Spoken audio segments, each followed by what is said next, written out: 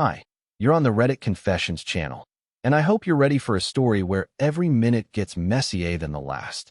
She texted me happy birthday while I was holding a lighter over the candles, alone. That was at 7:03 p.m. By 7:05, I was staring at the empty chair across from me, pretending I didn't just get stood up by my own wife. Now, let me tell you how we got there. I didn't forget my birthday. Gina did. Actually, no, scratch that. She didn't forget. She chose not to care. She claimed she had a team dinner with her coworkers that couldn't be rescheduled. Apparently, the office needs chicken wings and cocktails more than her husband deserves a night of attention once a year. But the universe had a dark sense of humor, because what happened after that text wasn't some pity party. It was something I didn't expect, something that made everything worse, and somehow better. At 7:17 p.m., someone knocked on my door. It wasn't her. It was her best friend, Mallory, in a velvet dress, lipstick perfect, and holding a wrapped gift with a crooked little bow like she tried but didn't really know what she was doing. I froze. Mallory didn't.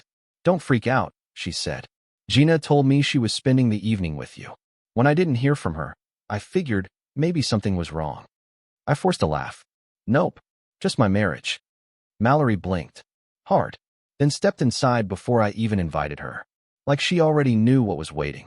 She walked past the half-cooked dinner, the folded napkins, the sad little cake with my name written in shaky icing. She turned, looked me right in the eye, and said, "She said she was with you." I didn't respond. I didn't need to.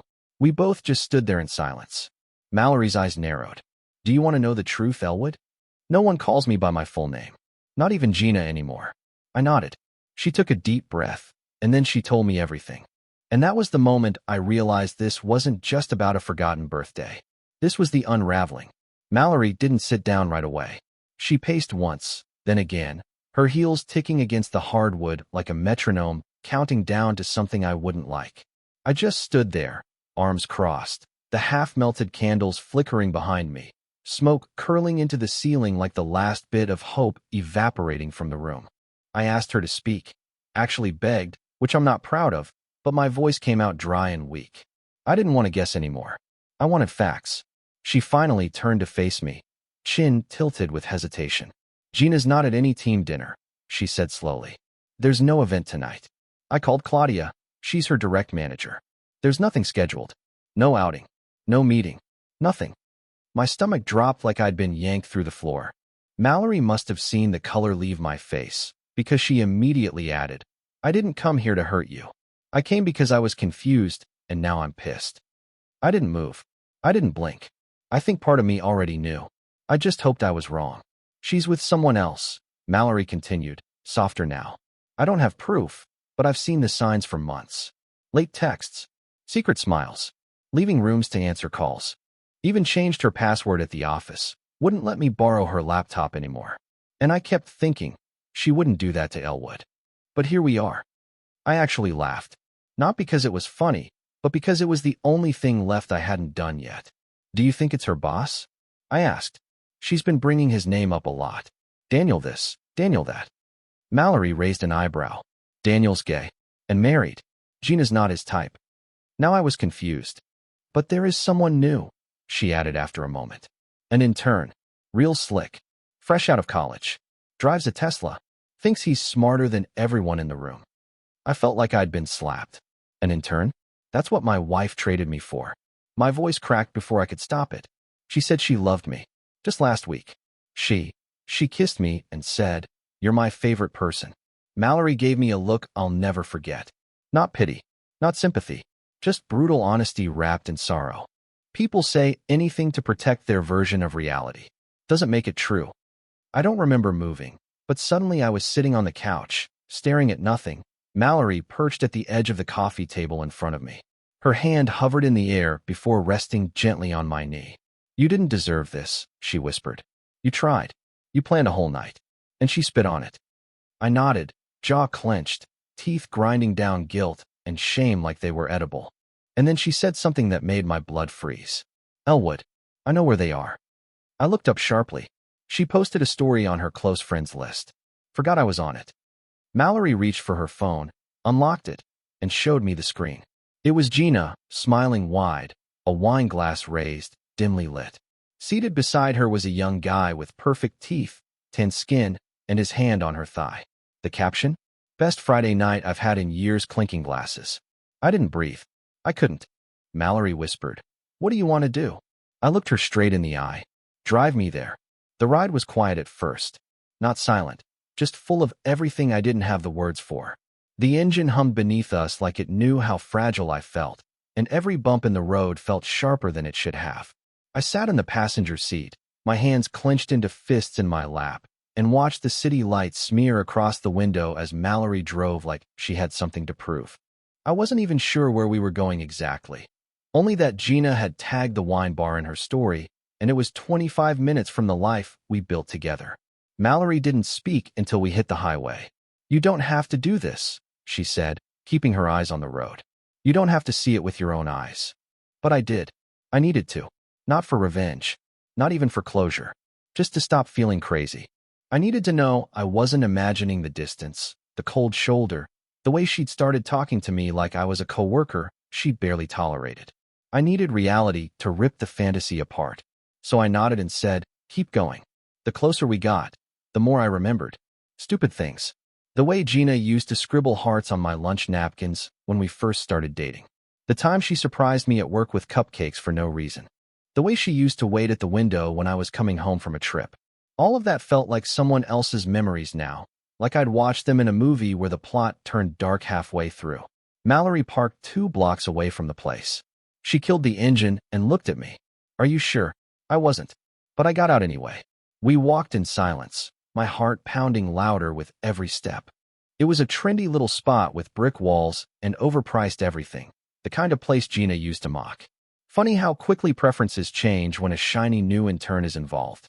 Mallory slowed as we approached the window. "There," she said, barely above a whisper. I turned, and there she was, Gina, laughing, head thrown back, her fingers wrapped around a wine glass, hair curled just enough to show she'd planned this night. Across from her was that same intern, the one with the smug smirk and a wristwatch that probably cost more than my car. He was leaning in, talking low, eyes glued to her like she was the prize at the end of some dumb office challenge. And she was glowing. Not guilty, not anxious, just radiant, like she'd never once been married to the man now watching her from a sidewalk like a ghost. I didn't move. Couldn't. My legs felt hollow, like they'd vanish if I tried to take another step. Mallory stood next to me, jaw tight. "You good?" I wanted to say something cool, something strong, but all I could do was blink and mutter. I made her dinner. It was the dumbest thing to say, but it was all that came out. I stood there like an idiot, replaying the moment I pulled the salmon from the oven. She had known. She had already known she wouldn't be there, and she let me cook anyway. And then, like some cruel twist, Gina turned her head. Her eyes scanned the sidewalk casually and landed on me. We locked eyes, and she froze. No panic, no embarrassment, just a flicker of surprise, followed by something worse, a slow, guilty smile. Like I'd caught her with her hand in the cookie jar, not cheating on her husband. She lifted her glass to me. She toasted me. Mallory whispered, "You okay?" I shook my head. Not because I wasn't okay, but because something had finally snapped inside me. I turned away, not to run, to act. I don't think words can describe what it feels like to be toasted by your own wife while she's sitting across from another man. It wasn't rage that hit me first. It was disbelief. A kind of quiet numbness that seeps in and makes the world sound like it's happening underwater. I just stood there, looking through the glass, watching her smile like I'd never existed. For a second, I almost convinced myself that maybe it wasn't what it looked like. Maybe it was just a misunderstanding. But that smile, mocking, careless, wiped away every excuse I'd ever made for her. That was the smile of someone who already chose a different life. Mallory grabbed my arm and whispered, "Elwood, don't make a scene." Her voice was low, cautious, but I could feel the tremor in her grip. I didn't answer. My hand slipped out of hers, and before I even realized what I was doing, I was walking toward the entrance. I wasn't planning a confrontation. I just needed to look her in the eye, one last time, without glass between us. The hostess tried to stop me, but I brushed past. My heart was pounding so hard I could hear it echoing in my ears. And then, there she was, Gina, caught mid-laugh. The sound died the second she saw me. The guy turned around too, confused at first, then smug when he figured out who I was. Team dinner, huh? I said, trying to keep my voice steady. Gina's face turned pale, then pink, then something between shame and irritation. Elwood, this isn't. Save it, I cut her off. You couldn't even wait until after my birthday to humiliate me? The intern leaned back in his chair, smirking. Maybe you should calm down, man. And that's when it happened. I laughed. Not an angry laugh. A broken one. The kind that spills out when the universe plays its final joke on you. Calm down, I said. Buddy, she used to lecture me about folding towels wrong. You think calm's been an option in this marriage for years? A few people were watching now. Gina's hands trembled as she whispered, please don't do this here. I took a step closer, my voice low but firm. I didn't come here to cause a scene. I just came to see the woman I thought I knew. Turns out, she's been gone a long time. The silence that followed was suffocating. Even the music in the bar seemed to fade. Gina stared down at her drink, and for the first time, I saw something that looked like regret flicker across her face. But it was too late for that. I turned to leave, and that's when I noticed Mallory at the door, watching the whole thing unfold. Her eyes met mine, steady and protective, like she was the only person in the room who still saw me as human. I walked past her without a word, out into the cold air that burned my lungs like truth finally catching up to me. Mallory followed a moment later. You handled that better than most would, she said softly. Did I? I muttered. Because it feels like I just lost the last piece of myself. She put a hand on my shoulder. No, she said. You just let go of what was already gone. We stood there for a moment, the street buzzing quietly around us. And then her phone vibrated again.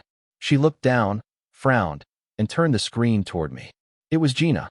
She'd posted another photo to her private story. A selfie. Alone this time. Captioned, some men never learn when to walk away. Mallory looked up at me, eyes wide. She's provoking you. I took a deep breath, steady and final. Not anymore, I said. Now, it's my turn to disappear. And that's exactly what I did. That night, I didn't sleep. I didn't even sit down. I just stood in the kitchen, staring at the 2 plates I'd set earlier. One for her, one for me. Like they were tombstones of a marriage long buried. Every sound in the apartment felt exaggerated. The hum of the fridge, the ticking clock, the distant cars outside. It all seemed to whisper the same thing. She's not coming back. But it wasn't sadness that consumed me this time. It was clarity. For the first time in years, I saw my life exactly as it was. Me loving a version of someone who had stopped existing long ago. By sunrise, I'd already made up my mind. I was done playing the fool in a one-man show. I started packing before the city even woke up. I didn't take much, just a few clothes, my laptop, and a small box of things that still meant something to me. A photo of my mom, my old journal, the watch Gina had given me back when love still had weight. I didn't leave a note. I wanted silence to be the answer she'd wake up to.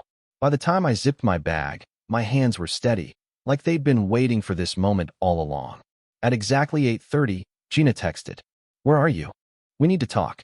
No apology, no explanation, just entitlement wrapped in fake concern. For a brief second, I almost replied. Then I remembered the smirk, the wine glass, the toast. I blocked her number without another thought. The screen went dark, and for once, so did the noise in my head. Mallory called not long after. She didn't sound surprised when I told her I was leaving. Good, she said. You deserve distance. But Elwood, she's not going to take it well. She already took everything else, I replied. She can have the silence too. Before I left, I walked into our bedroom, her perfume still hanging in the air, her clothes spilling from the closet like evidence of a life too comfortable to question. I opened the drawer where I used to keep small gifts for her. Cards, tiny notes, souvenirs from trips. I found the keychain I bought on our honeymoon. It said "Forever starts here." I held it for a long time, then tossed it into the trash. Forever had already ended. By noon, I was on the highway heading nowhere in particular. I didn't have a plan, just a need to exist somewhere she couldn't reach. The further I drove, the lighter I felt. My mind started to clear, replaced by a strange sense of control I hadn't felt in years. I wasn't running away. I was erasing myself from her version of the story. Around 3 in the afternoon, Mallory texted again. She's posting about you, making it sound like you lost your mind. I laughed out loud, not bitterly this time, just amused at how predictable she was. Let her, I replied. It's the only story she's good at telling. That night, I checked into a small motel outside the city. No noise, no memories, no pictures of her on the walls.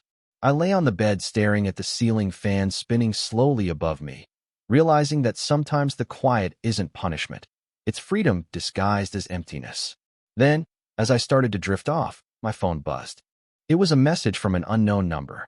For words, "You shouldn't have left." I sat up instantly, heart racing. I didn't recognize the number, but I knew that tone. It wasn't guilt. It wasn't sadness. It was control. And just like that, I realized this wasn't over. Not yet. The moment that message appeared on my screen, the stillness of the motel room snapped in half.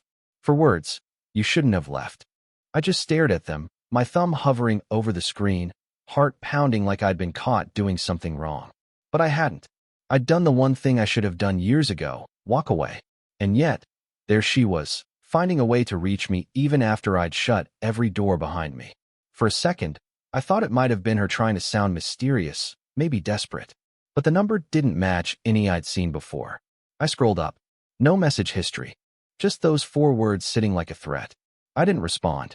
Instead, I turned the phone face down on the nightstand and tried to convince myself it was just her, maybe using someone else's phone.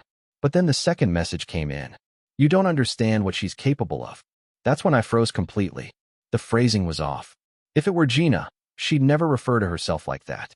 Which meant this was someone else entirely. Mallory. She must have found out something. I grabbed the phone and called her immediately, but it went straight to voicemail. The kind of voicemail that tells you the person pressed ignore. My mind spun with possibilities. Was she with Gina? Was this all some twisted test? I'd trusted her when everything fell apart, but suddenly even that felt uncertain. Trust had become a currency I couldn't afford. Sleep was out of the question. I sat up through the night, every sound outside pulling me out of whatever half-thought I tried to form. At around 2 in the morning, headlights swept across my window. My body went rigid. A car had pulled into the lot and parked directly in front of my room. The engine didn't turn off right away. It idled for almost a minute before whoever it was finally stepped out. I moved closer to the blinds, heart hammering, and peeked through. It wasn't Gina. It was Mallory. She looked nervous, glancing around like she wasn't sure if she should knock or leave. I opened the door before she could make that choice for me. She jumped a little, clutching her purse tight. "I didn't mean to scare you," she said, her voice trembling. "But you need to hear this." She walked inside and shut the door behind her. Her eyes darted to the phone on the nightstand. "Did you get a text?" she asked. I nodded. "Then it's worse than I thought." She took a deep breath. "That number, it's not random. It's the intern. The one from the bar." I felt my stomach twist. How the hell does he even have my number? Mallory swallowed hard. "Because Gina gave it to him. I overheard her at the office today. She said she wanted to teach you a lesson." For a moment, I couldn't even speak. The idea that the person I loved would go that far, to involve someone else just to make me feel small, made my chest tighten. "What kind of lesson?" I asked quietly. Mallory looked at me with a mixture of pity and fear, the kind that doesn't end with words. I sat down, trying to process what she'd said. All the humiliation, the betrayal, the guilt. It had somehow evolved into something darker. I could feel it building into a storm I hadn't seen coming. Mallory leaned closer, lowering her voice. "Elwood, I think she's not just angry you left. I think she's scared. You leaving ruined the version of herself she needs everyone to believe in. That's why she's using him. She's trying to make you come back, on her terms."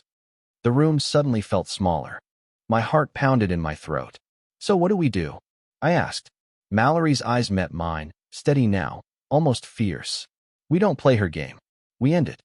And just like that, the line between survival and revenge blurred. When Mallory said, "We end it," her tone wasn't just determined, it was personal. She wasn't helping me out of pity, she was angry too.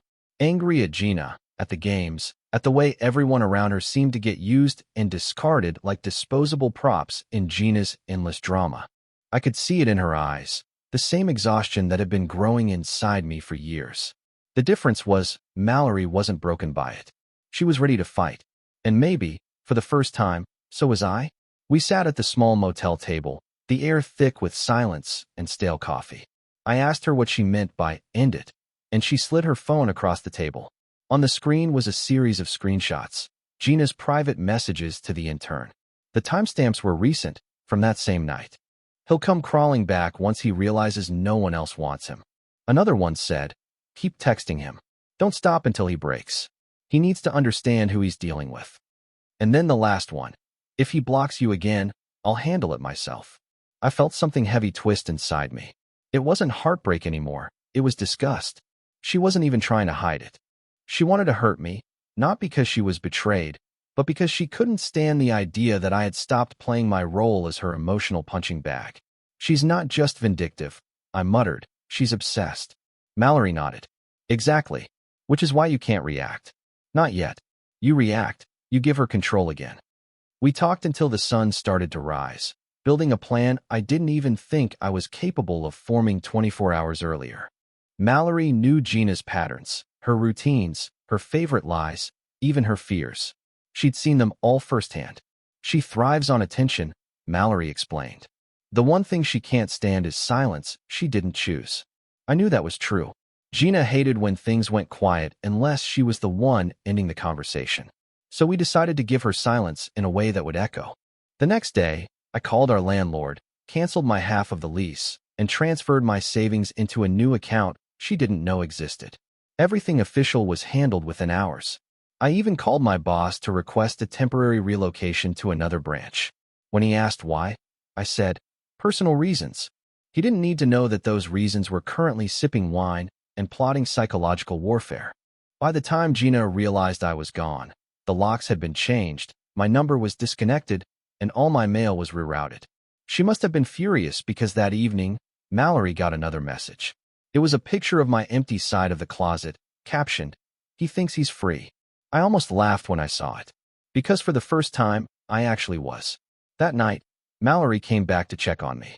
We ate takeout in silence for a while until she finally said, "You know, she's not going to stop easily." I looked up at her, exhausted but oddly calm. "She can't fight someone who isn't there," I replied. "Let her scream into the void. I'm done listening." Mallory smiled faintly. "Then let's make sure she knows what silence really sounds like."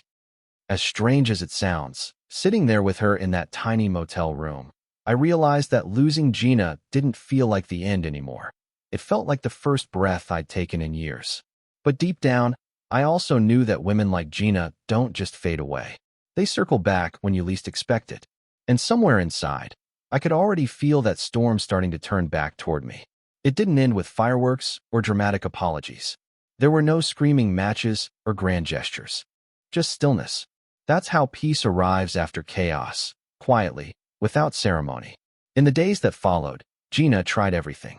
Calls from unknown numbers, messages sent through mutual acquaintances, even an email with the subject line, "We need to talk about us."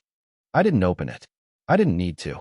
I already knew what it would say, and I'd stopped reading the script she expected me to follow. Mallory and I stayed in contact. Not in the way you might expect. Not rushed or romantic or messy. Just human. She checked in, reminded me to eat, sent me playlists that didn't make me feel hollow. For the first time in a long time, I realized how good it felt to be treated like I mattered without strings attached. She wasn't trying to rescue me. She just reminded me I didn't have to keep drowning. A week after I vanished, Gina finally gave up. The messages stopped. The account she'd used to spy on me went inactive. And just like that, her grip loosened. I hadn't won. There was nothing to win. But I'd walked away, and that was enough. Eventually, I moved to a quieter part of the state. Nothing fancy, just a small town where no one knew my name. And I could breathe without feeling like I was suffocating on memories. I got a new job, started reading again, even picked up painting, something I hadn't done since college. I wasn't healed, not completely, but the wounds finally stopped bleeding. One evening, I stood on my porch, coffee in hand, watching the sun dip below the hills. No noise, no tension, no glass between me and reality. Just me, present, whole. And for the first time in what felt like forever, I said it out loud. I'm okay. Not because someone came back. Not because anyone apologized. But because I finally stopped waiting for validation from the person who broke me. So yeah, maybe my birthday ended in betrayal. But what came after? That was the real gift. Thanks for sticking with me through all 8 parts of this wild, messy, eye-opening story. If you've ever had to walk away from someone who made you feel small, I hope this gave you a little strength. Now tell me in the comments, what's the most unexpected moment in history that changed everything for someone, famous or forgotten? Let's get a conversation going. And of course, don't forget, you're watching Reddit Confessions, where every truth deserves to be told. Until next time.